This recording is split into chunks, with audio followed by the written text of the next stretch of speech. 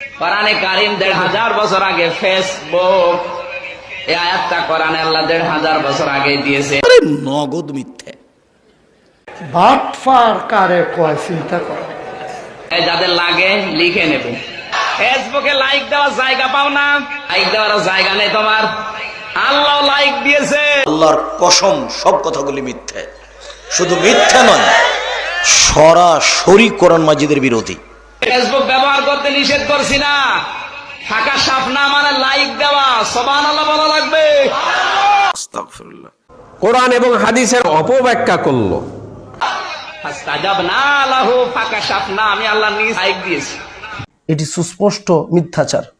এখান থেকে ফেসবুক আবিষ্কার হয়েছে সূরা আম্বিয়া। এই কথাটি কতটুকু সত্য? মিথ্যা কথা। সে হলো খাঁটি মুনাফিক।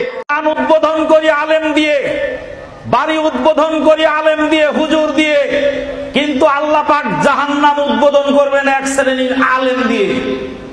বানিয়ে বানিয়ে কথা কেন বলতেছেন? আমি যদি বিশ্বাস করি তো আমার তো ঈমান হারা হয়ে যাব।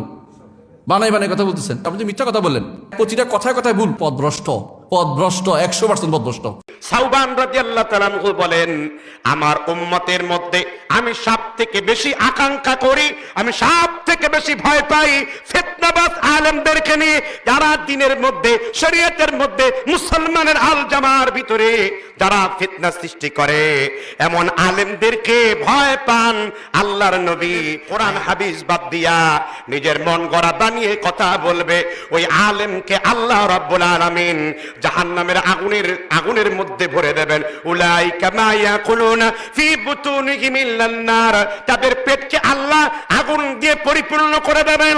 উলাইকা মা ইয়াকুলুনা ফি বুতুনিহিম ইল্লান নার, তাদের পেট আগুন দ্বারা পরিপূর্ণ হবে।